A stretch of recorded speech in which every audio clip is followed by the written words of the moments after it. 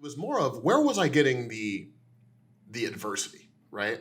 And strangely enough, what I felt in my side, because we were never really in classes together, but what I felt in my side of NYU was, oh, well, when it's February, we'll ask you what you think, right? And I'm like, but no, I want to do the Terminator. And then I would kind of get like black people don't do the Terminator. Black people can't write aliens. And that's the energy I felt, And so I'm a Taurus. I'm incredibly stubborn. So I'm like, okay, well, that's what I have to prove wrong. I need to write science fiction, action movies, superhero movies, whatever it is, to expand the possibility of what they think the black mind is capable of. While I was still figuring out what my contribution would be to the narrative of the black experience. Let's Shoot with Pete Chatmon is a podcast on directing for anybody that's quite simply ever watched anything. Pete converses with a wide range of fellow directors, writers, actors, showrunners, producers, executives, and more on a journey to determine just what makes a good director and why we'll always need stories. The Director is Pete Chatmon's digital studio, built on the pillars of craftsmanship that ensure a unique vision. I'm talking about story, innovation, perspective. Learn more about The Director, and better yet, get your official Director's Chair wear by visiting www.drctr.video. That's drctr.video. What's up, people? Welcome to episode 29 of Let's Shoot with Pete Chatmon. Today's guest will be Bryan Edward Hill. Bryan is a writer, director. I call him a storyteller. He works in novels and comic books and TV and features, and he falls into that small group of one of the first black people I met at NYU. We graduated the same year. We moved through those NYU streets together. We'll talk at length about that NYU journey in this interview. But just to kind of set the table for you, he has done a variety of television, including Titans, where he is executive. He's been executive story editor. He's been a writer. He wrote on the last one, Ash vs. Evil Dead, Cannon Busters. He has a variety of comics, Broken Trinity, Pandora's Box, Mortal Kombat, 7 Days from Hell, Netherworld, Far Cry, Rite of Passage, the Killmonger series, Batman and the Outsiders, Chariot. The man has been working in a variety of different spaces and has been smart and intuitive enough to figure out how to build a career out of a skill set that is often overlooked as far as some black writers. So we're going to dive into that. I've got no news for you this week, not much to report other than a bunch of house cleaning, spring cleaning, and, getting things nice and tidied up after about 9 months of consistent shooting. But I guess on the creative end, I can say that my co-writer and I, Candace Sanchez-McFarlane, have been going page by page through our heist script. We're at about page 50 of 120, making notes on what we're going to change, specifically after about a month of kind of global conversations and tweaks about what we might want to address in the script. So hopefully we'll have that new draft done in June, and we'll hit the streets with it and see if I can't get back into this feature filmmaking game ASAP. But without further ado, let's get going into episode 29 with the illustrious Mr. Bryan Edward Hill. Here we go. Roll sound. Speed. The interview. Take one. Action. Bryan Edward Hill, thank you for joining the pod, man. How are you? No, thank you for having me, man. I'm really happy to be here. That's what's up, man. So I have to, this is one of the, I think this is going to be one of those interviews where I learn something about somebody I've known for a long time that I never knew. I've had friends on and I'm like, damn, I never knew that happened to you. So, let's dive into where you're from. Now you're from, you grew up in St. Louis. Like, how'd you come to be on the podcast, man? What's the long story? Yeah, man. So I grew up in St. Louis, Missouri, which is not the easiest place to grow up as a person of color. right? I just real quick, I got into filmmaking because it was the second thing I wanted to do. The first thing I wanted to do was catch serial killers. I wanted to work for the FBI. I read Red Dragon when I was like 12, and I was convinced that, I need to be Will Graham. Like, I'm going to like understand what the killer sees, right? All that, and that was going to be, kind of how I did it. And then my mother, bless her heart, was like, find something else to do. Like, I don't care what it is, just something else, like something that doesn't involve you having a gun. And she broke it down to me at the kitchen table. She's like, let me explain. If you have a gun, that means that more than likely people you deal with will also have guns. Mm-hmm. And then you can get shot. So what else would you like to do? Right. And then at that point, I was like, well, I like movies. Movies are cool. And like we all have those English teachers that really kind of ignite the creative spark, or this usually if you're a writer or filmmaker, you have like an influence like that, right? Right. And so I had a really good group of teachers. I was a scholarship kid. I went to this high school called John Burroughs School. Okay. In St. Louis. It's the new money school. Not new money, but it's like the newer money, right? There's the old money school, and then we were like kind of the more liberal counterpart to that. And gotcha. John Hamm was my acting teacher. Oh, wow. Yeah. Ellie Kemper was in like the class that came up right behind me. Oh, that's awesome. Bo Williman is in my class. He and I are good friends, right? House of Lies, right? I mean, House of Cards, right? House of Cards. Yeah. And so I got a really decent kind of art education there, and set my sights on NYU. I was in film school with you, and really the writing stepped in because I was just so broke, Pete. Like, I had no money in NYU. This is how broke I was. Senior year, I couldn't afford to live in the dorms. So I was living in an apartment on 138th and St. Nick. Mm-hmm. And I was walking to school every day because I couldn't afford the Metro card. So I'd get up at like 6:30 in the morning. Right. I would walk all the way down. It's still dark outside. I'd walk all the way down. I get to 8th Street about 9 o'clock, first class. Wow. And then my classes, I always organized my schedule so my classes could get out around 5:30 or 6 because I would walk myself back up to my apartment. I didn't want to be walking too late. Right. And that was senior year. So I was like, well, Bryan, you don't have enough money to make a short film. I like it. You talk to yourself in third person. Yeah, it's like, you ain't got it. This is before MP3s, right? So when you go on them long walks, the CD only got 45 minutes of music on it. Right. So my EPMD CD is over. By the time I get to like 72nd Street, I got a good 50 blocks of thinking to do. Oh man. So I was like, well, just write, right? Like, that's free. And to be honest, what I always admired about you, Pete, is you had such a personal confidence, and you were so focused. And so for everyone who's watching this, know that Pete was one of the most focused people I knew at NYU. Like, because I used to check out film equipment to everybody, and I never heard about you getting into dirt. I never heard about you getting silly. You were just working. And I always admired that about you. And I was like, well, if I write a screenplay, they don't have to hire me. They just have to buy a piece of work. So it doesn't matter if I'm black. Right?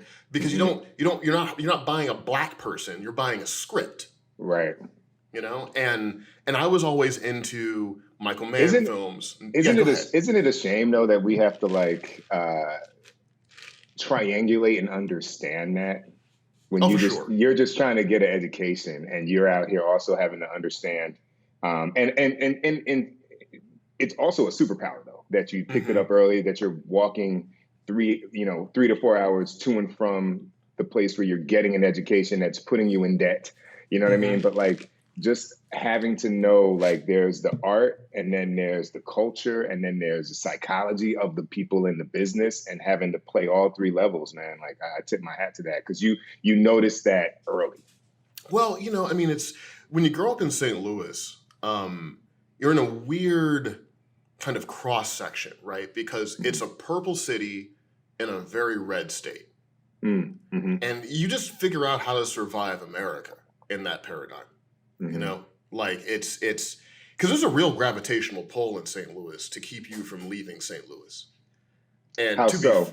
Well, just like it's the culture is you go to high school, then you go to a college that's close, and then you get married, and then you have a kid, and then you work for somebody, right? Like that right. was kind of the thing.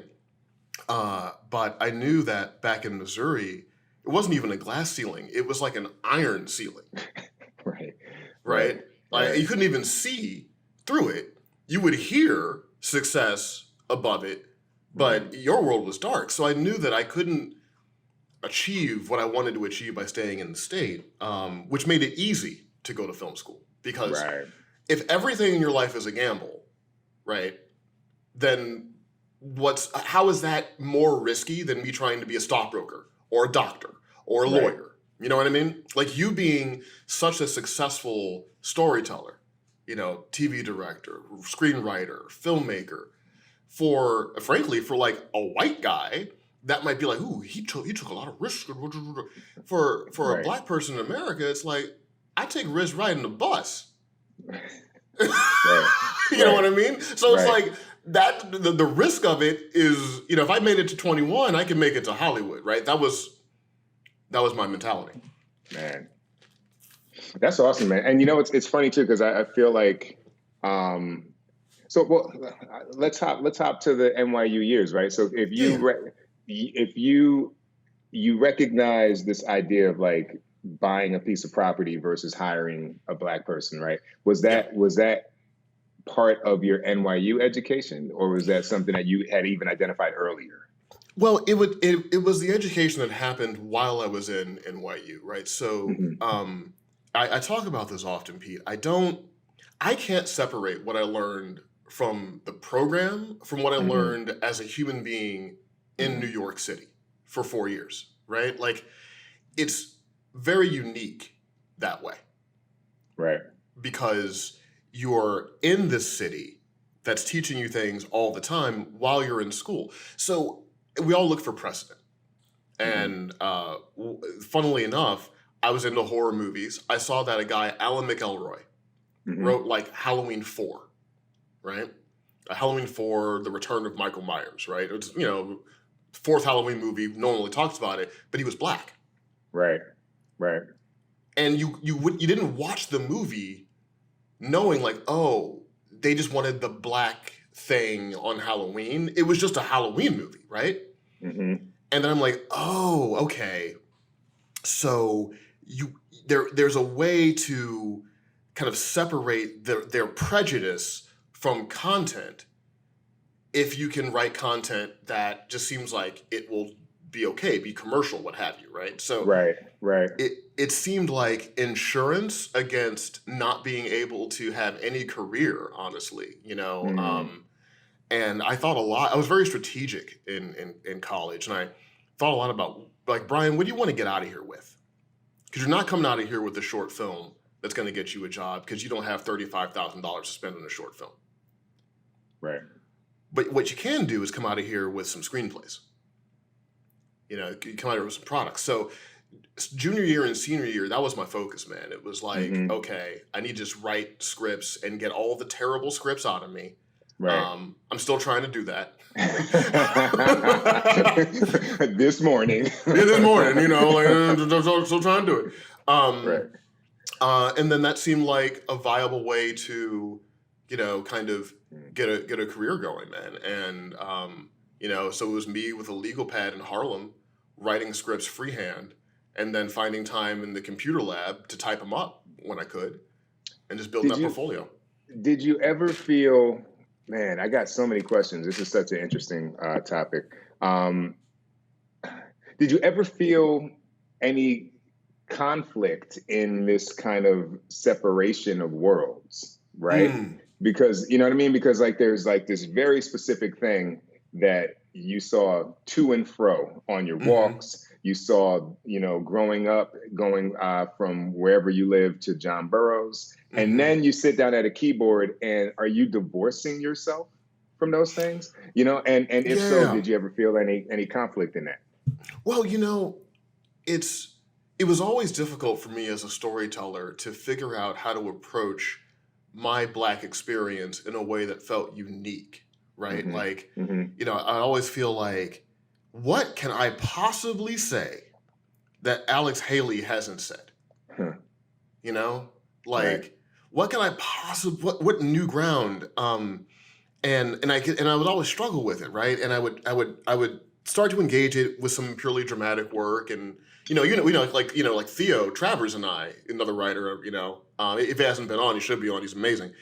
He's been on great. Yeah. Like, you know, he and I would have these conversations about this kind of thing, and I think what really focused me wasn't I don't want to deal with that. It was more of, where was I getting the adversity, right?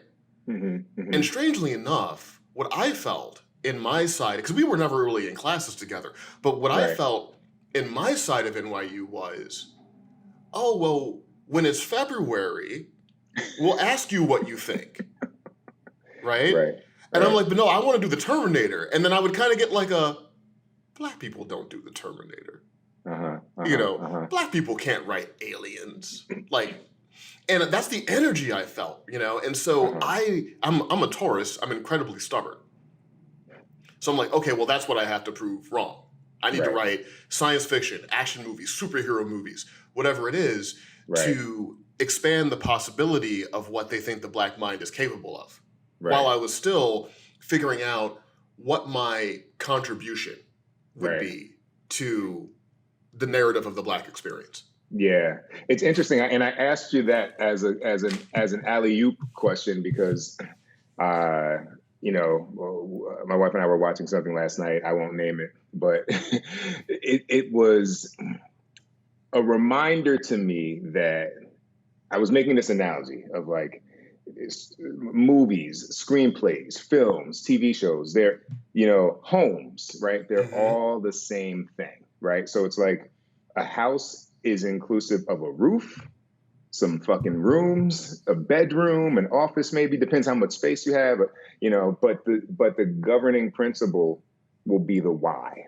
right? So like if you have a creative kid, then that bedroom looks different, right? If you want to entertain, then you kind of lay it out a little different. And so I'm coming to this, I've not just come to it, but I have this opinion that the only thing that makes these things that will make entertainment, TV, film, whatever, unique is going to be the why. And they've mined the why. It's dry. There's nothing else. They've mined it to death. There's no oil left in that field until you start maybe using the why like Jordan Peele used in Get Out, right? Or like so now that's a whole new area. And ironically, it feels like they're gonna want to start, if they're smart and want to make money, but also want to even the playing field of cultural storytelling, they're gonna need to mine the things that we've had to be very strategic in kind of divorcing ourselves from in order to get here, if that makes sense. It makes total sense. And I think that is the beauty of the moment, right? And a lot of it now is about how do we as creators sustain the moment with excellent work? You know, I mean, because that's always the key, right? Like the way something becomes a permanent fixture and not just get relegated to trend is through excellence of execution in the moment you have. You know, like you can get time on the mic, but you got to have bars. Right. You know, if you don't have bars, then that's it. It's a wrap, right? So yeah, and that's like Black Panther when we were in film school was an impossibility, right? Yeah, like you couldn't like a $200 million movie to Wakanda, what? You know, right? And stop dreaming. Yeah, and I've been fortunate enough to bump into a Coogler, and just the idea of Coogler, it was just like, whoa, right? Like I couldn't fathom that back in the day, and so we do have this kind of really, really great moment. And I'll tell you, going back to strategy, what I recognized was the emotional experience of hip hop seemed to be really universal in like the 90s, right? Right. So what I thought I would do is I would never indicate race in my scripts. I would just have character names and ages. I never really indicated who was what race, right? Right. But what I always tried to do was encapsulate my experience as a Black male in America into whatever protagonist I was writing. Whether it was a female protagonist, male protagonist, whether the audience could see them as white, Black, whatever, I would always port it in. So you would get those universal stories about adversity, overcoming it, identity, right? Survival, right? Right. And I think those things added a universal quality to these things, specifically drawn from my experience, but just not overtly reflective of it yet. Right.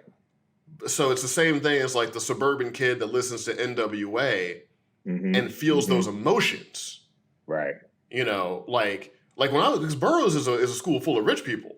Right. And we were all watching Boys in the Hood. Right. We were all watching Juice, right? Right. And so it's like, okay, and I learned this from studying comedy, strangely enough.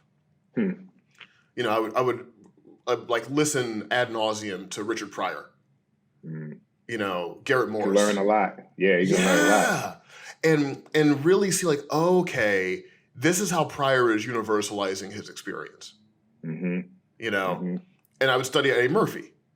And like, okay, and this is how Eddie Murphy is universalizing that experience, taking some of the confrontational edge off of Pryor, still keeping the truth, right? But sliding the scales more towards pure entertainment, right?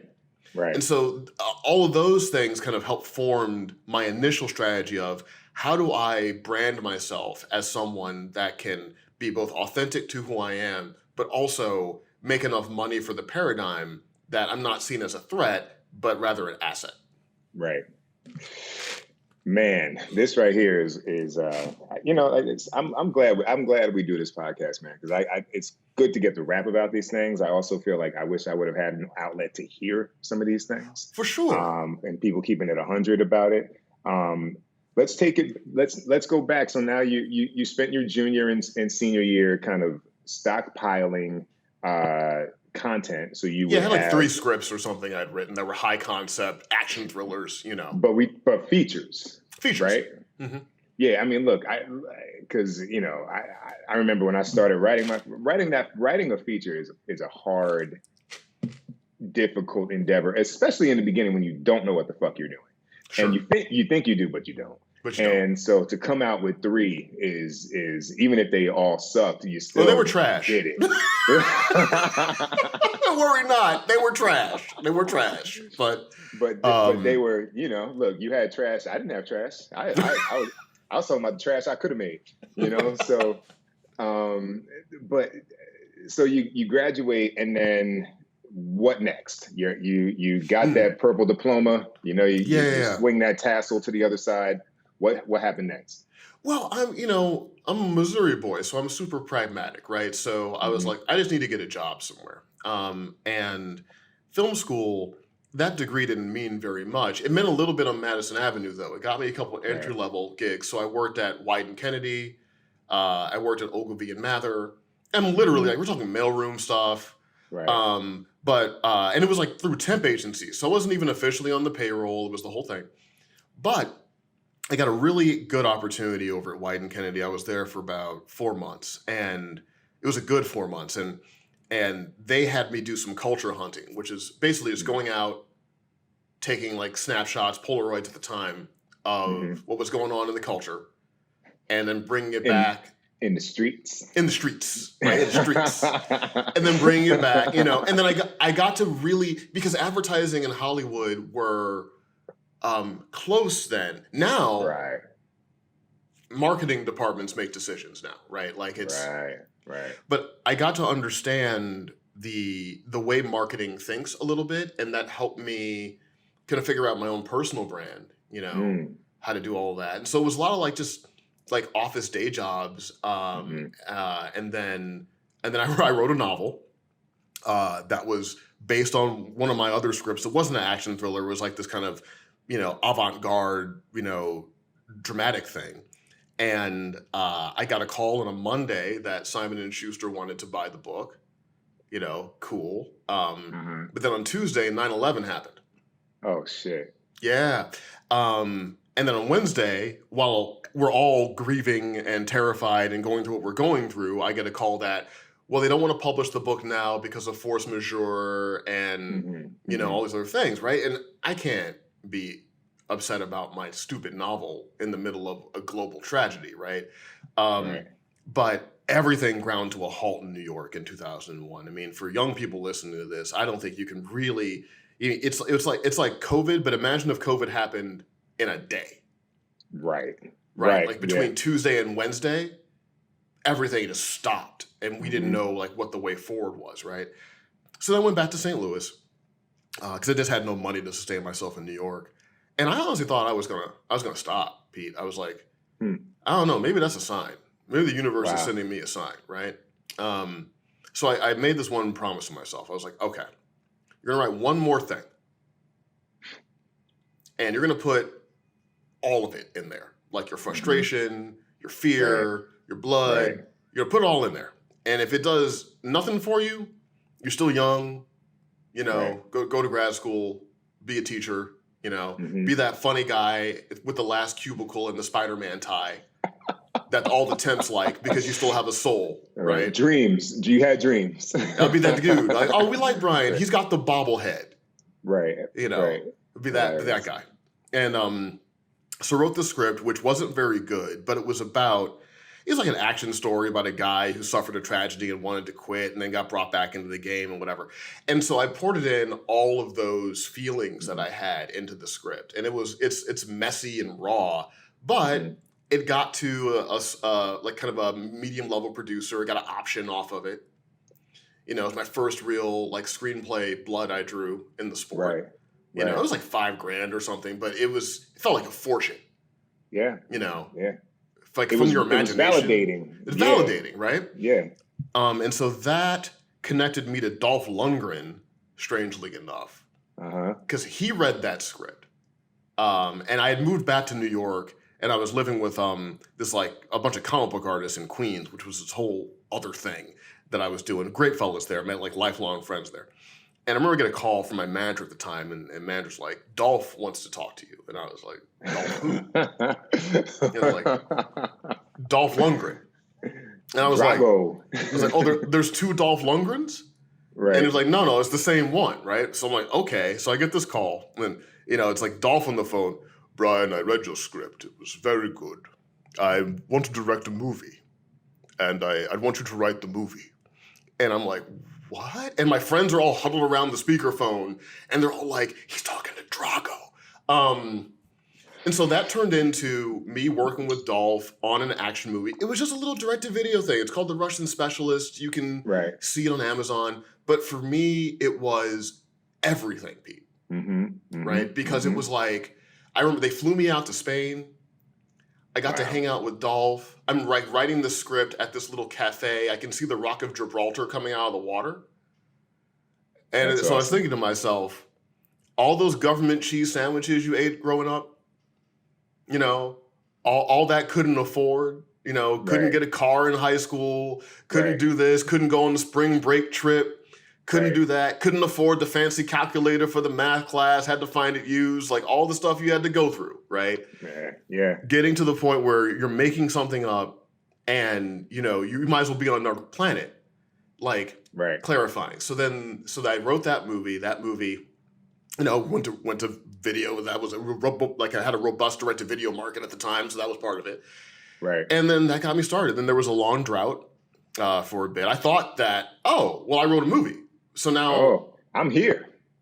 I get more movies, right? Like every week Right. is a movie, right? No, Right. it was like 2 years of me playing multiplayer Halo, kind of wondering what my life was going to be. And then I wound up writing a script. Make a long story semi-short, I had this script that I wrote that was about aliens abducting a former soldier. And it was this kind of treatise on PTSD and what happens to soldiers. Like a soldier who used to do pretty terrible things being abducted, subjected to the same things he used to do to other people. It was kind of like a Twilight Zone drama. And I gave it to my reps at the time, and they were like, yeah, we like the concept, but we don't like the approach. You know, just make it like an action movie or something. And I was so crestfallen. I was heartbroken. I thought I was like blending genres, and I was Soderberghing the game. And I was so mad. And my wife remembers it.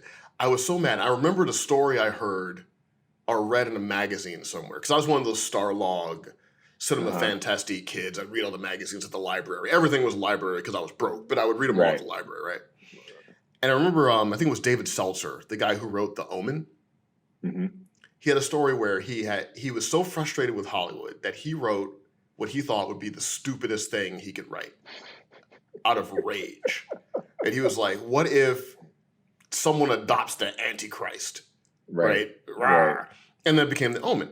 So I remember that, and I wrote a draft out of pure anger that was like, okay, I'm just gonna write the stupidest version of this. Like aliens take Jack Bauer's wife, and he has to slap box his way through aliens to get her back. and I remember studying Die Hard by Stephen D'Souza, the screenplay. Yeah. Because the screenplay is based on a book called 58 Minutes by Roderick Thorpe, right? And the book, I didn't know that. Yeah, the book is, it's sort of similar to David Morrell's novel, First Blood, that became the movie First Blood, right? The book is more character study with action in it. But D'Souza had written this screenplay that just moved like a bullet, right? Like, I mean, if you read the original Die Hard screenplay, you get to the bottom of the page, he cliffhangs to make you turn the next page, right? It's just one of the most beautifully, like, kind of just strategic forms of storytelling I saw. So I tried to mimic that as much as possible. And I was like, I'm going to make this like a 92-page bullet of stupidity. And keep the dialogue punchy and the rest of it. And I wrote it in like I probably did that redraft in like 2 days. Right. You know, just like, and of course, Universal buys that. Right. But, you know, just to like pit stop there, that's such an important skill. Because I can tell you, you know, I've done a lot of comedies, right? And you know, oftentimes it's the jokes that aren't the funniest to me that kill. And so then you end up getting this kind of radar for, all right, that's gonna get them. And then when you can kind of harness that, so you know, like you can hit them with that kind of joke that's maybe a little bit more broad to like kind of jab them and butter them up. And then if you have a larger intent and later on you hit them with something that's a little more poignant, you get more people to pay attention. But it's such a weird, like, you know, I think that's the thing coming out of film school and having agendas and having like such an appreciation for the craft. You know, you kind of have to, it's like we want to get out there and just be between our legs and flashy and do all this cool stuff. And then you start doing it in volume and you start learning the principles about how to tell a story. And it just makes you better at wielding the weapons, you know? Yeah, absolutely. And you know, one of the things I think I knew instinctually then that has now become skill because it's been refined by people I've worked for and learned more about it is, no matter what your story is about, no matter how complicated the concept, no matter how many characters you have, how sprawling it is or how small it is, you always want to make sure you know what the emotional through line is of the story. And so in that script, even though conceptually it was wild, I'm not sure the physics made any sense, right? Underneath it was a story about this guy who had not forgiven himself for things he had done. He had found love in his life that was redeeming him. And when she's taken away from him, he's going to risk everything, not to just get her back, but to prove that he's the person that she loves and not the person that he was, right? Right. And and I mean, even though it's got the tropes of the princess in the castle and Mario having to save her, apologies, internet, but it was still clarifying emotionally, and that's one of the things. Like even now, working for Greg Walker on Titans, one of Greg's things is always what's the emotion, So when we have like Dick Grayson and Bruce Wayne and Coriander and all these fantastical elements, we're always trying to nail down, okay, cool, but what's the emotional story here? Like how do we lock the audience in? And I think because I was so just irritated, and really fear is just, anger is just fear in a little black dress, right? Right. So when you're angry, you're just afraid. Right. And what I was afraid of is, I might not be able to do this, and that manifests as anger, right? But because those emotions were so strong and I could tap into them, I think something got carried into the work. And then that sold, and that brought me out to LA, because I didn't move out to LA until I'd sold a screenplay. So what year was that you saw these palm trees? Oh, we are probably deep into the aughts now. So yeah, because I moved out here. Obama was already president when I moved out here. Okay. So between the Dolph Lundgren movie and my first sale, we're talking like 7 years or something. Right. Of toil. Right. And how are you surviving? Oh man, well I was living at home in St. Louis most of that time. So I was working at a video game store.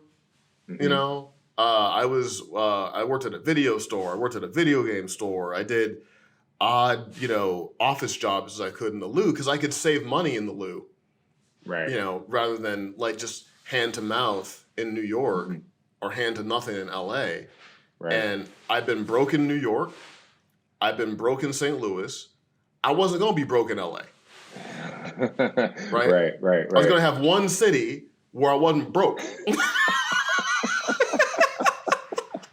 I guess I kind of did the same thing, man, because I didn't move out until 2017. It was like when I booked the first ever episode. Kenya was like, "We're gonna give you a Blackish," and I was like, "Okay, well I could see what happens on that." You know what I mean? Like for sure. I don't want to be out here exactly like you're saying, figuring out how to you survive. Hit like a rocket. Like we had lost touch after school, because I'd lost touch with everybody really, and then suddenly you showed up, and it was just like, bam, bam, he's doing this, he's doing that. And I remember your feature, the Zoe Saldana movie. Yeah.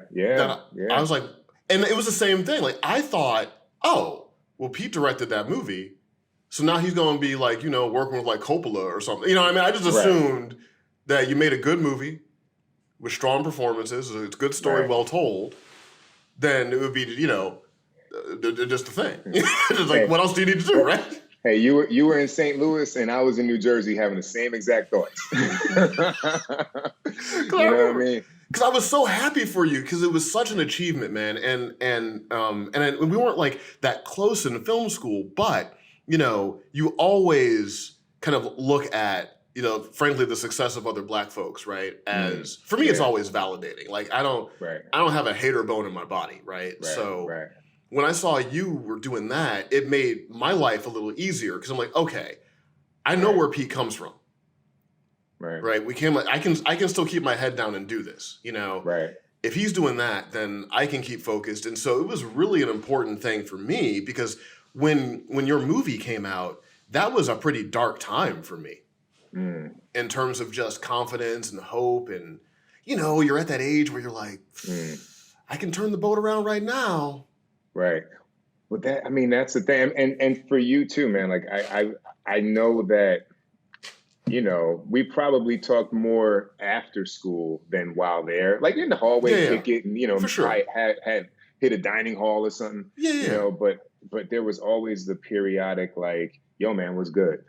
Mm-hmm. Yo, but like just random Totally. check-ins, like, all right, you're out here like continuing to fight and survive. And like the thing I always tell people too, and not every journey merits this comment, but I can tell you from yours and I can tell you from mine, there was a point where had we stopped doing it, we wouldn't have been fucking crazy to have stopped. No, it would have made sense. It would have made sense. It would have been arguably the right choice based off the data we were getting back from the world, you know. But like, so when you tell these stories, you have to have, and get into this game, you got to have a real passionate, you know, reason that's beyond some kind of fame or success, you know. Well, that's why I like doing these things and being honest, right? Because what I needed to hear wasn't just, oh, well, you know, you do this and you do that, you do that. I needed to hear that people were going through what I was going through, or like went through what I was going through, you know?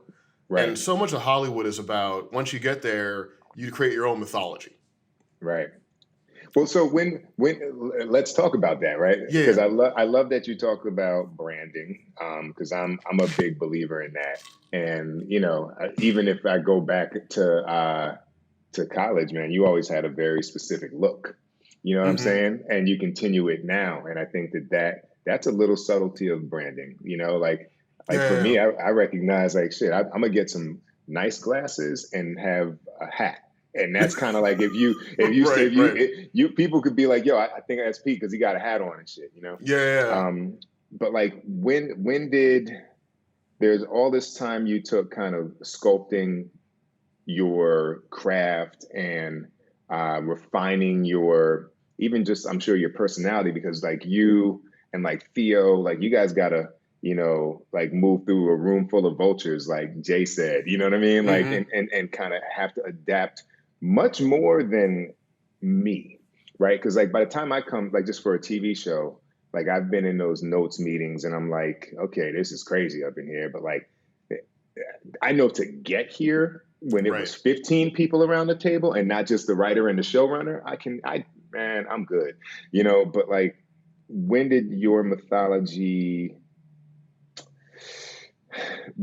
there start to be a mythology kind of applied to you, I guess? Like when did Hollywood recognize what your brand was and what you offered to them?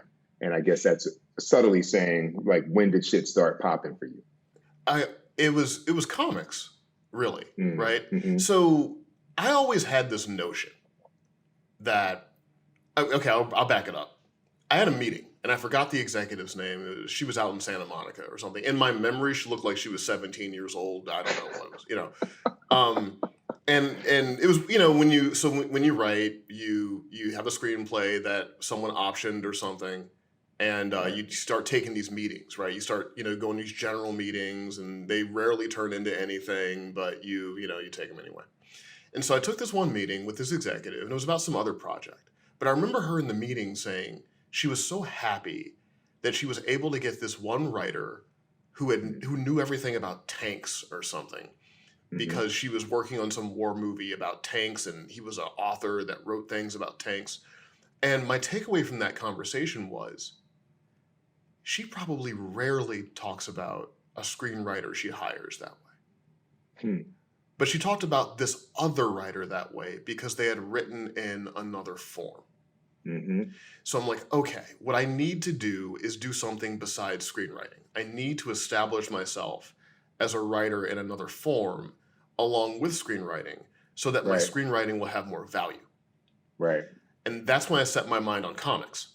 And my representatives at the time thought it was all folly.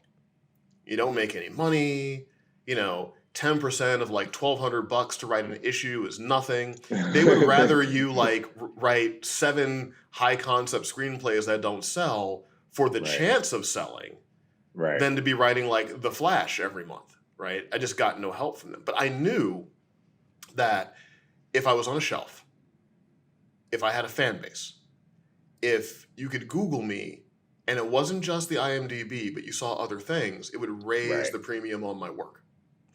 And this was before like comics and film had really like gotten into this. This was way before Iron Man, Right. We're not there yet. And so I kind of worked outside of my reps at the time to get a job working on a book. And Matt Hawkins, the guy over at Top Cow, I think I'd sold Gone, that screenplay I mentioned with the Jack Bauer alien thing. So I'd sold that script. And if it comes out, it's awesome. Don't let me sell. If you love it and it comes out, dope. Don't let me put the shade on it. Time and place, y'all. Time and place. And sometimes you don't sometimes you don't listen to the old records. Doesn't mean the old records are bad. There you go. It just means I can't put the Slim Shady LP on anymore. We Marshall now. Right. You know what I'm saying? We ain't about that no more, right? I don't put Reasonable Doubt on too much now. Now we're on the other thing, right? So so when I started writing this book Postal over at Top Cow, and that book went on for like 2 years. And it's like serialized storytelling. It was kind of dramatic. It was like a crime thriller. You start getting reviews. You start building the fan base. Your Twitter followers start growing. Right. You're engaging culture. Now you've got something that you've written that has value because it's an IP. People like the IP, find out you're a screenwriter too, and then the premium raises on your work. So I always figured that I need to build a persona as a storyteller, not just a screenwriter. Right. And I need the cultural evidence. Because I'll just be frank, I'm Black. Writing is seen as an intellectual pursuit. Intellect is the last thing people give us if they give it to us. And when they give it to us, we have to wrestle it out of their fingers, right? But if I had work that was already out there, then you couldn't really say I wasn't a writer because I was writing the things, right? And so I think that combined with comics becoming more valuable to Hollywood in general, right? Some of it is the alignment of planets. So like the cultural alignment of planets meant that I had now unique value. Right. Because I could write screenplays. I also wrote comic books. That's where the business was moving. So let's bring him in. And then I was able to capitalize on that and sold some pitches and had some more work out there. Hey everybody, it's Spencer Garrett, and you are listening to Let's Shoot with Pete Chatmon. Transitions, a director's journey and motivational handbook, is Pete Chatmon's upcoming book from Michael Weezy Productions. What started in 1993 has been a marathon of persistence and creative pivots, transitioning from indie filmmaker to teaching at NYU's acclaimed film school, to running a production company, to directing television and commercials, and ultimately eyeing a return to the feature films that gave him his start. A mixture of how-to, self-help, and inspiration, this book is for any person targeting a successful career in the creative arts.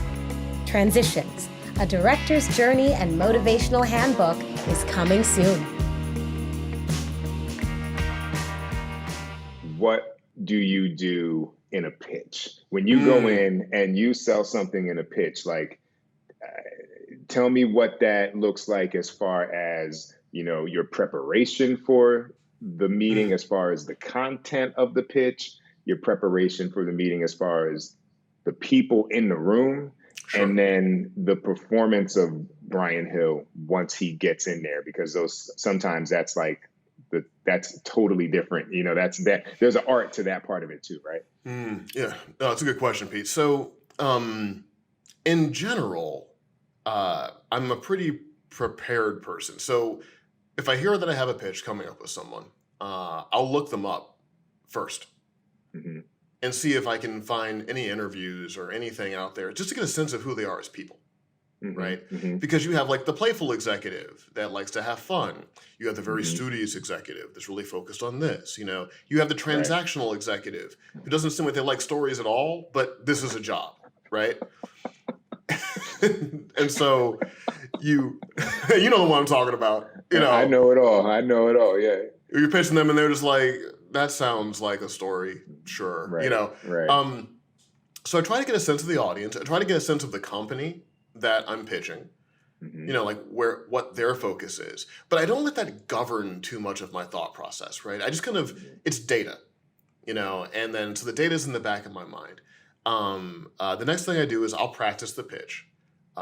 But I try to really go back to what I think the roots of storytelling are. Okay. And by that, what I mean is stories were originally told orally because we didn't have the ability to read and write. And what stories did was they made us feel better about the unknown. Right? Okay. So when winter came, you needed the village storyteller to tell you a story about how spring was on the way. Right? When darkness fell, you needed the storyteller to tell you how you could keep the things in the dark from harming you. So I tend to treat my pitches like campfire stories, right? I just try to tell a story, Right. And that's how I practice it. Right. And I learned a lot of this from just from one moment. I was in New York. I went to see Neil Gaiman at Barnes and Noble, and what I noticed about Neil is always telling a story. So when someone was like, oh, Neil, I'm a big fan of Sandman. And I was just wondering, like, how did you come up with the thing that you did the thing? And so Neil would take a breath and be, well, one day I woke up. And I don't know why, but I just had a terrible evening, couldn't sleep. And then I made some coffee. And then a thought came to me. And everyone is leaning forward now, right? Like, right. This is like, because storytelling, right? And so that's what I try to do in pitches is I try to fill the room with the joy of storytelling, because my feeling is people, they hear these things all day, right? And so executives will take notes, and I don't dislike executives. Like, I have great relationships with most of them. I had like a couple terrible experiences, but by and large, they have a job to do, I have a job to do, so on and so forth. But I've learned that people come away remembering how they felt more than remembering the details of what you said. Exactly. Right? And then because of my corporate experience, and any executive who may hear me will be like, well, that's not how it is at all. But what I feel like it is if you are hearing pitches on a thing, then you're looking for a solution to a problem. The problem can be, we need more content. The problem can be, we need to find someone to adapt this content. The problem can be, we had someone adapt this content, but we didn't like what they did with it, right? But you're coming into a problem scenario.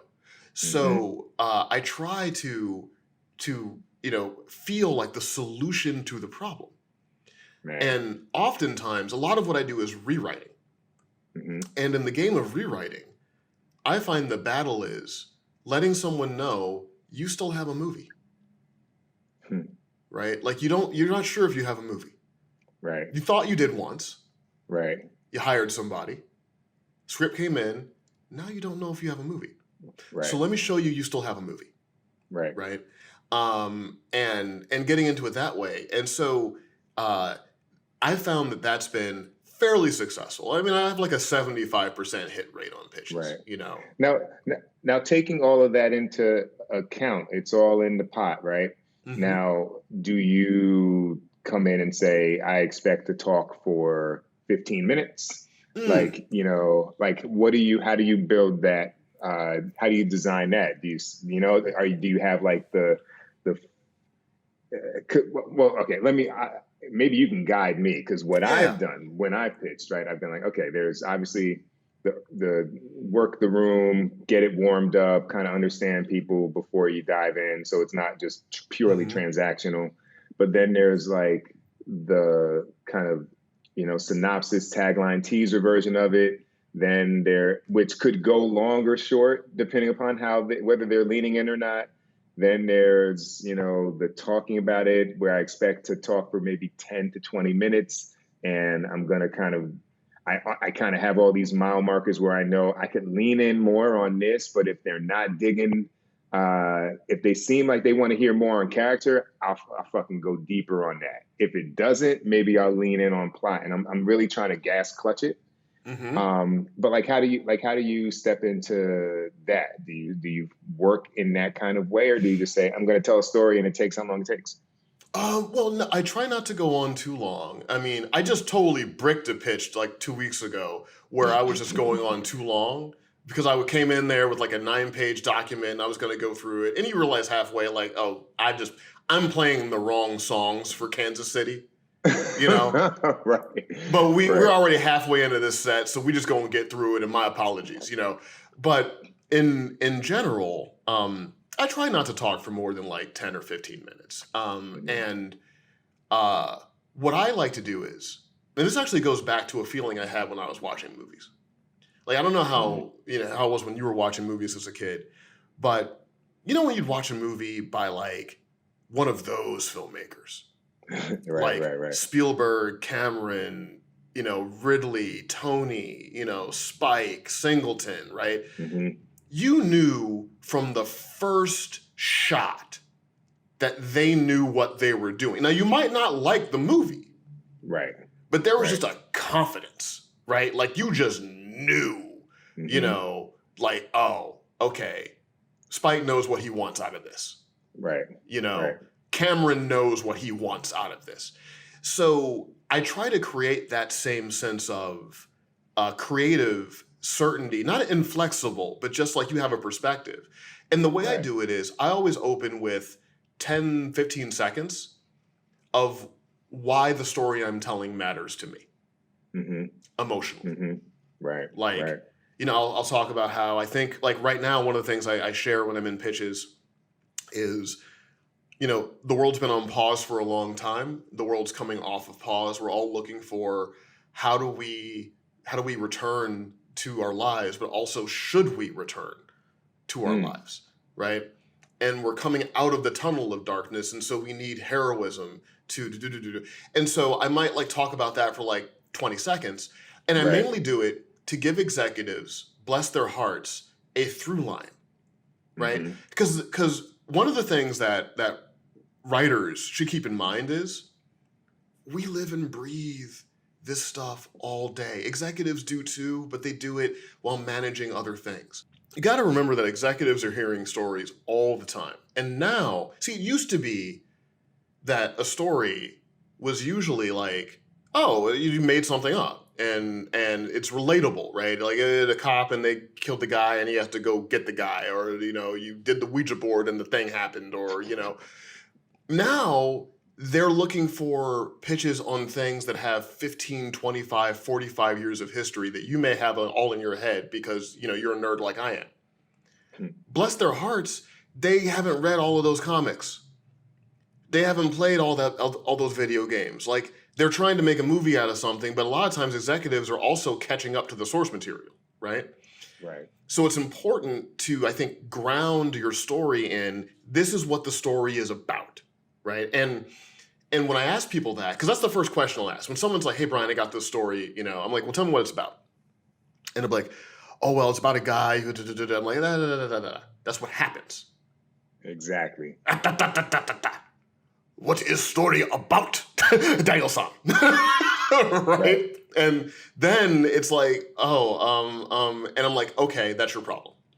Your problem is you don't have a thematic. You don't know what the story is about, right? And so that's what has to govern all of it. Is the story about, the way you overcome adversity? Is a story about being able to control your identity rather than having your identity given to you? Is a story about how your chosen family is more important than your biological family? Like, whatever it is, like, what is the story about? And so I like to preface that quickly, not to prattle on about it, but when I'm pitching it now, if I'm talking about the giant robot fighting the dinosaur man on a burning tower in the rain, right? Rather than them getting lost in the aesthetics, they can always anchor that into, oh, but this is still a thing. I'm working with a director right now on a project. I can't say who yet, but they're great, they're brilliant, but not like nerdy like I am. And what's great is I'm always relaying the plot stuff in emotional terms, because that's something you can hold on to, right? That's the reason why international audiences who can't speak a lick of English who might see something with subtitles or might not sometimes can pick up the story because they know, oh, Superman, he wants to bring Lois back to life, so he's going to fly around the earth to make it happen. Right? So that's the main thing I try to keep in mind while pitching is, am I keeping the emotion? Right? And I think sometimes writers, we can get lost in causality and logic and how clever we are. You see how I set that thing up? I paid it off over here. And that's some of it. It's some of it. But, you know, it's always important to go back to that. And so I always tell writers, think about the films that you love. Don't think about them only as you think about them now after you've watched them 28 times. And you've read the you know, the AFM thing, the BFM thing, you know, you talked to Matt Stoller Seitz about it, and you know all the other stuff, and the vagaries, and the way the poem does the diopter lens. You see, he keeps posting focus, and that's the meaning of. That's all great, but at the beginning, it is dude who has nothing comes to America from a communist place and is willing to do anything in the name of capitalism to achieve success. That's what this movie is about. That's why Tony does this, Tony does that, Tony does that, the world is yours, the rest of it, right? So it's really important to make sure that you're relaying the thematic strength of your story in your pitch. Because after that, if they buy into the thematics and they like the aesthetics, you're halfway to home. You're pitching an executive who's like, you've been stressing out about it for a few weeks. You've been practicing it with your dog, you know, with your friends, bothering your spouse, in the mirror, the rest of it, right? You're doing all this. Executives are human beings, you know, and they go to work and they have to listen to you and be there for you. They also have to do the things before you and the things after you. Right. You know, it's just you're just trying to connect. And I find that if you can find like just a point of human connection, you know, and usually for me, it's always a matter of if I say something that feels true and not risky in the sense that I'm saying something dangerous, but risky in the sense that I'm being honest. Usually honesty cuts through the transactional feeling in the room, right? And and when an executive, you know, most of the time, and when they hear like, oh, that's an honest way in, like that's an honest thing to say, you know, you can see like, okay, well, I'll listen to what this guy has to say. And for writers that are really new to this, remember, they may not like all of the details of your story, but they might like enough of it and like you and be willing to work with you and develop it into what they need, right? So like, you know, and for me, the way I stay sane with all of this is I never go in there worrying about the result.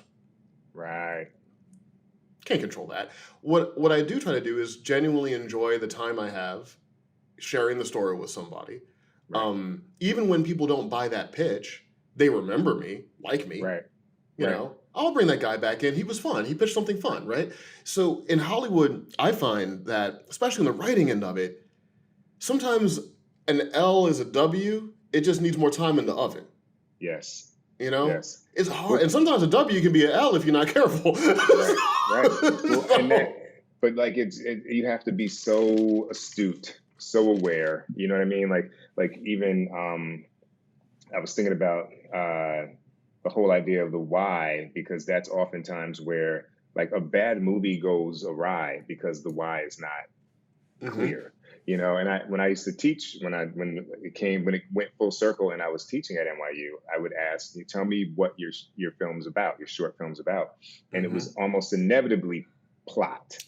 And so, you know, I had found some breakdown of a bunch of movies and that everybody should know, I guess.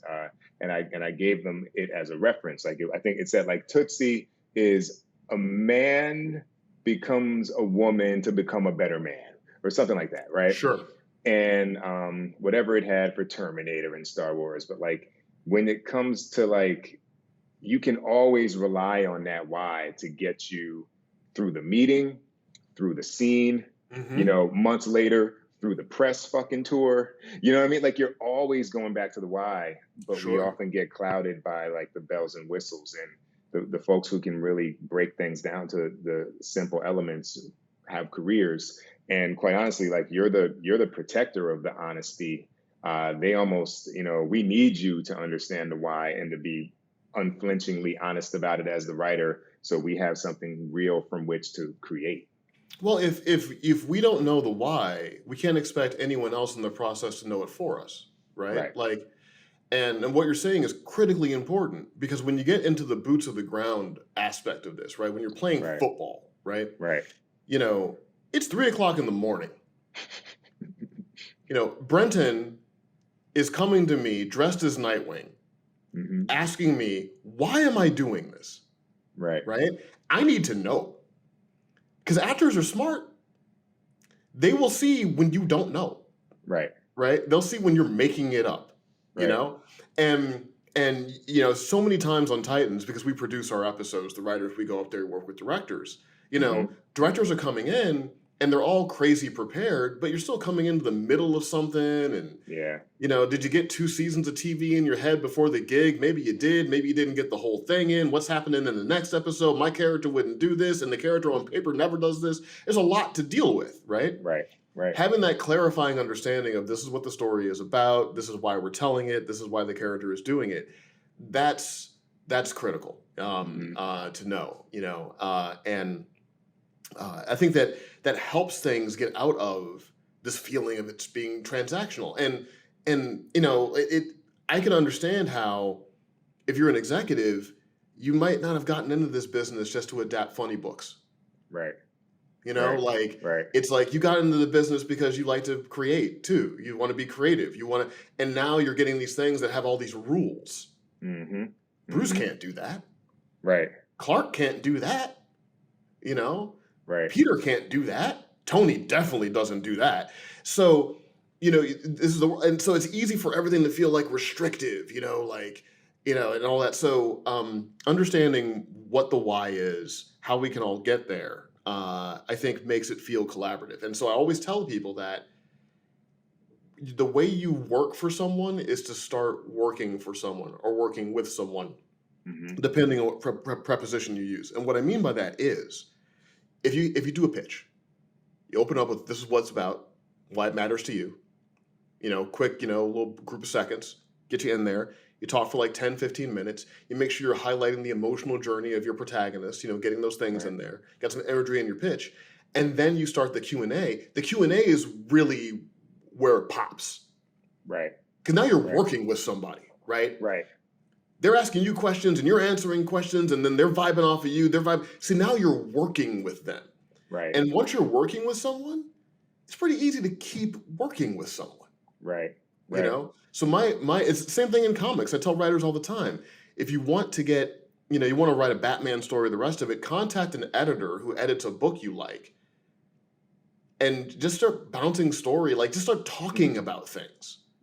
On Twitter or whatever, and if you start just kind of vibing with someone, then it's really easy to convert that into a contract to do a job. I love this, man. And for folks listening, we're not even putting bullet points or mile markers on all the game here. But it's there to be extracted, because I have a similar perspective on meetings, general meetings. I began to view them also, like you said, not as a result oriented meeting, but here's my story, here's who I am, but also here's your first opportunity to get a sense of me as a director. So I come in there with an agenda for the scene, which is this meeting that I intend to make happen. And what tools I have to call upon to do that, I'm going to discover when we get in there. But I know if I do it well, just like any of the best direction you ever give, people won't feel handled. But in the consideration of the 20 to 30 other meetings they had that week, I'm trying to be in the top 5. And then just that alone gives you a fighting chance. Then maybe you took the time, like you talked about mentioning, why it's important to you. Anybody can I hate when people say that shit. a lot of folks in the industry have the ability and the competency to sit at a keyboard, to pick a shot, to yell action cut, to say, take 4 frames off the end, but the connective tissue to the themes and the why are often the reason you get a job, and I'm thinking of a pitch that I just gave for a pilot where I didn't get it. They said they found somebody who was like more closely connected to the material. Mm-hmm. And I'm like, well, I guess they're a criminal, because it was about like something in the criminal world. Like, so I guess they're fresh out. Yeah. But, it's just interesting that, I looked back like, maybe I should have taken an opportunity to better tether myself to the world of the show without, and less of a cerebral presentation of. Well, and that's actually a great point, Pete, right? Because there's so much that we don't know, right, on the creative side. Mm-hmm. So what could have happened is you gave that pitch. What they recognized in you was, we don't need him for this. Right? Like, and that's happened to me before. You go and you pitch a thing and you didn't get it, and you're like, oh, I thought a really good job. And then like 6 weeks later, my reps get a phone call saying, oh, they want to bring you back for this other thing. True. Because they realized in the meeting, you could do this. Right. But we have this other problem that we haven't even shared with people yet. Mm-hmm. And we want to see what your mind does with that. Right. Like, and that's why it's all valuable. And what to writers that are listening to this, that are on social media, make sure that your social media reflects your best self. Because everyone is paying attention to everything, right? And if you're like, you're an easygoing person in the room, but then I go to your social media and you're lighting the world on fire every day, right? That might make someone be like, oh, I don't really know. So, everything is representing who you are, not just the moments where you're aware of it, right? Yes. And demeanor goes a long way in this business. You ain't lying.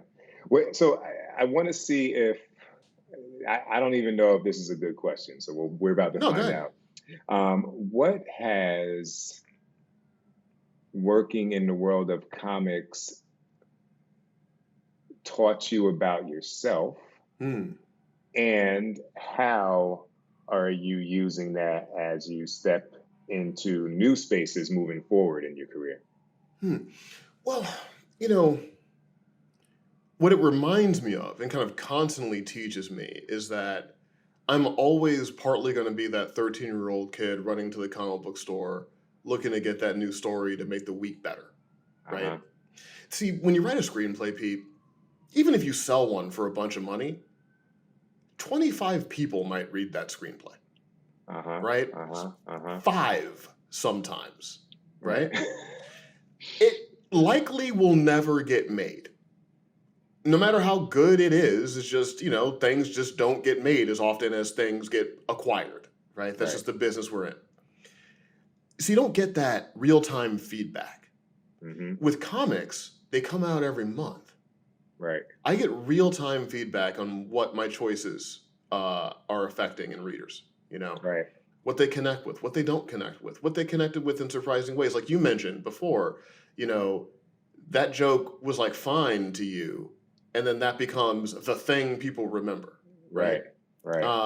So it's invaluable for me to have that real-time feedback, from readers, because that keeps me from being so siloed away in my weird Hollywood existence that I forget, and so that's really why I continue to do them, because I don't make, I make way more money writing screenplays and writing TV than I do writing comic books, right? But it's not a fiscal incentive. For me, it just grounds me. Right.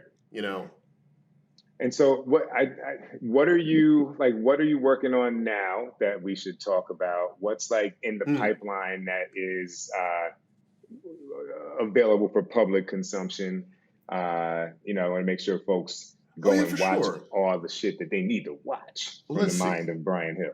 So of the things I can talk about, Can't really talk too much about Power Rangers. It's a thing. I'm part of it. I should probably stop talking at that point, right? Feature film, though. Feature film, one of those big things. Working with Jonathan Entwistle on that, and my work on that is almost done on my end, but he's super smart. Really, really talented filmmaker, a lovely guy. I'm just a small part of that process, but was happy to kind of be on that thing. Besides that, let's see.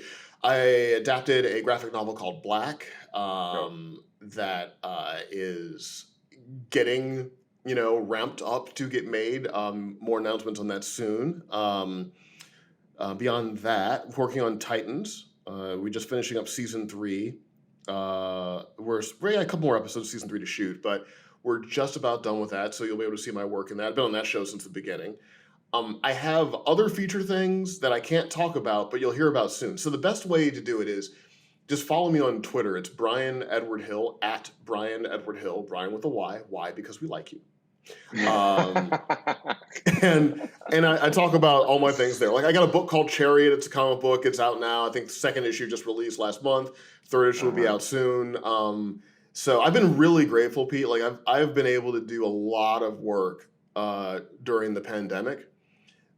So expect to see me pop up. And for folks that aren't like hip to the game, by the time you see the announcement, I'm probably done.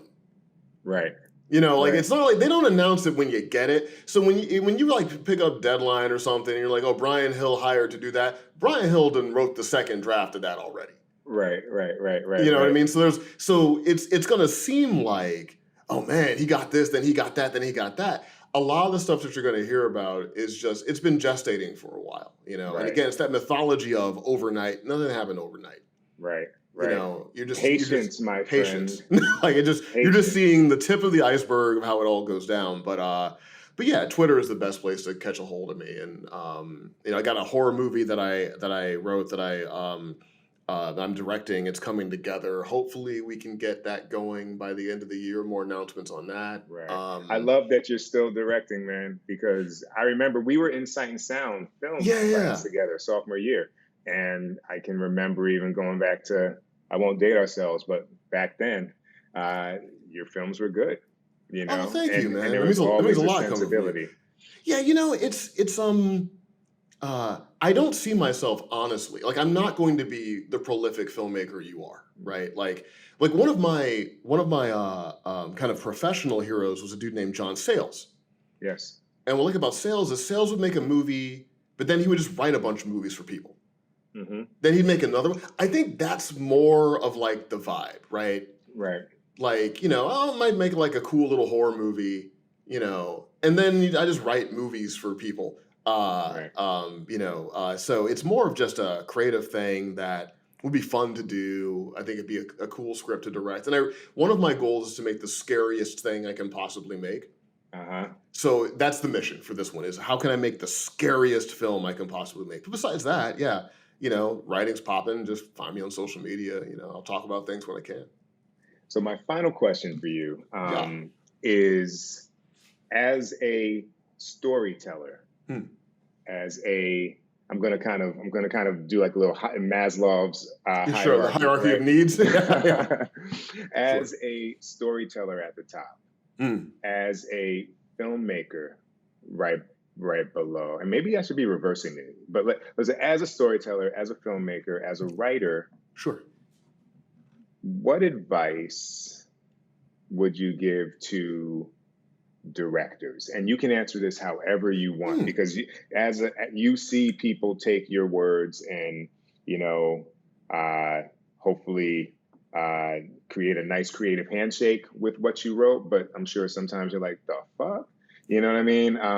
But what would you say to directors? And maybe this is more emerging. I don't know. Could be professionals. I'll kind of leave it up to you from your perspective to keep in mind to best tell the story that they're handed from a writer. Well, having worked with a lot of directors in television, because now I'm on my 4th year of TV, which is great because you get to, you meet a lot of different directors that have a lot of different styles. I had a feature of mine directed last January. Guy Pearce is in it, Matilda Lutz. So I was able to see someone interpret a feature that I wrote too. Right. And, kind of working with more in a screenwriting capacity over the past year or so, a few A-listers, there. I think it's finding that perfect intersection between curiosity and certainty.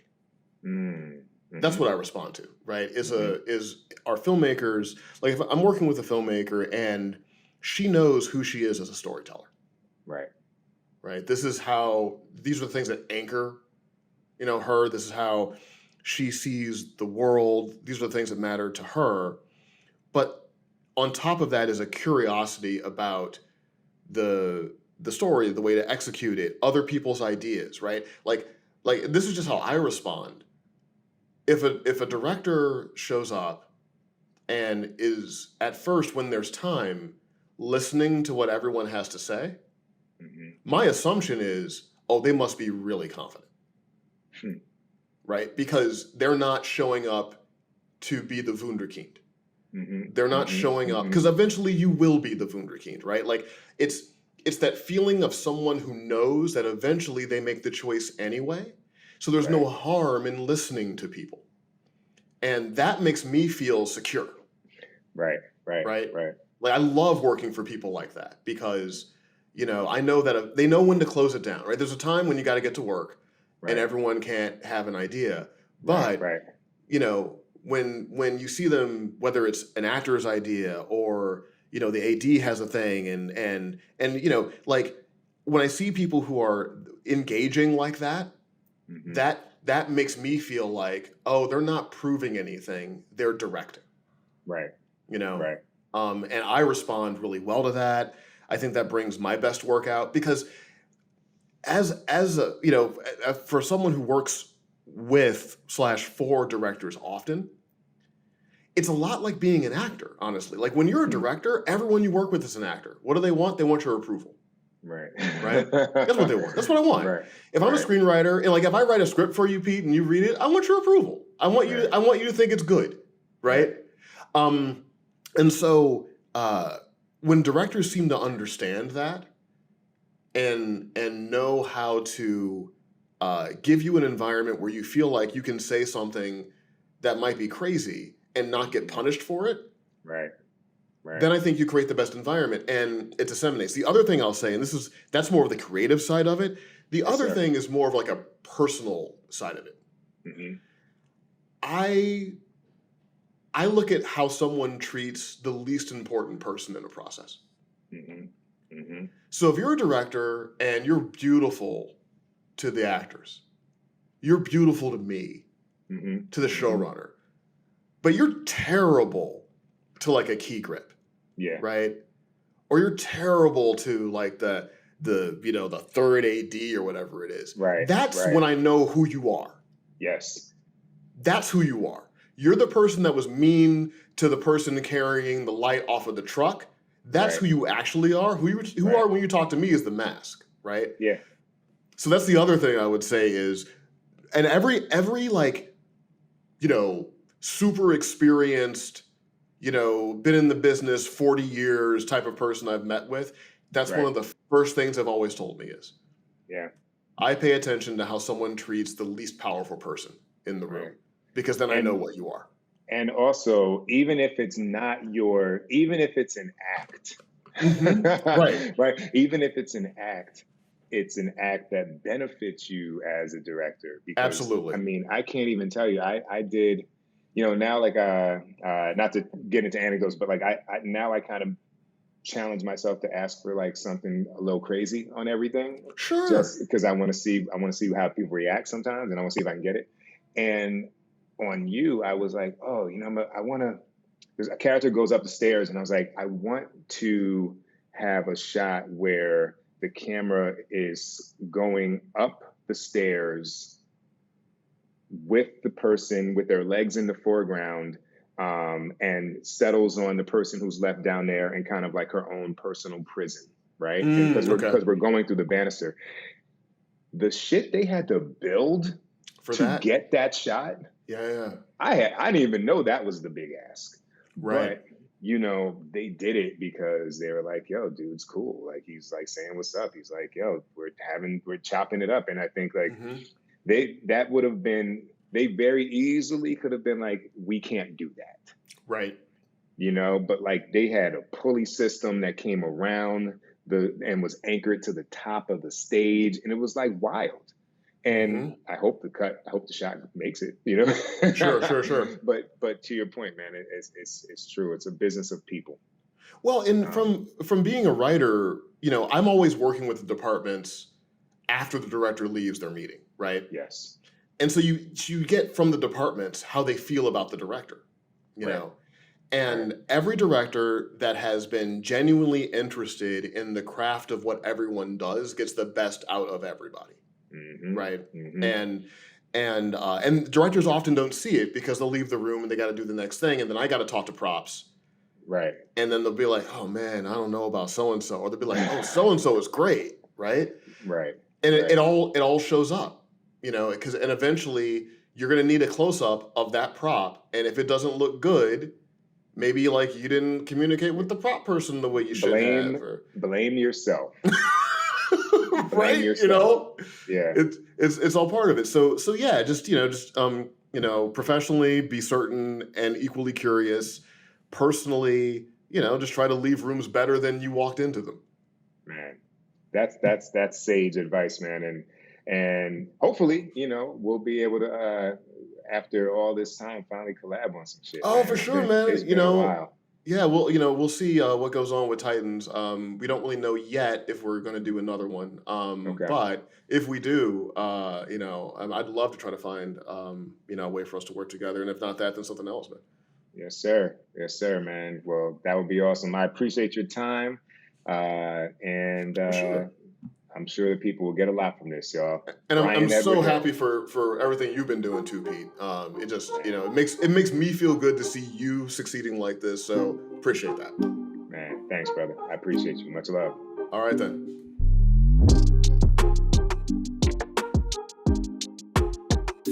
What's up, people? This is Pete Chatmon. Follow me on Instagram and on Twitter via @PeteChatmon. Follow the pod on Facebook on our Let's Shoot with Pete Chatmon official page, and hit up our mailbag with questions, suggestions, or hey, donations if you're feeling like it via letsshootwithpetechapman@gmail.com. And just in case you need to know how to spell it, that's Pete with the last name Chatmon.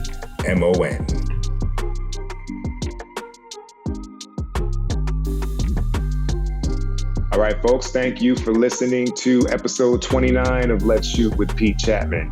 Again, any questions, hit up that mailbag @PeteChatmon, @Let'sShootWithPeteChatmon, or traditional email, letsshootwithpetechapman@gmail.com.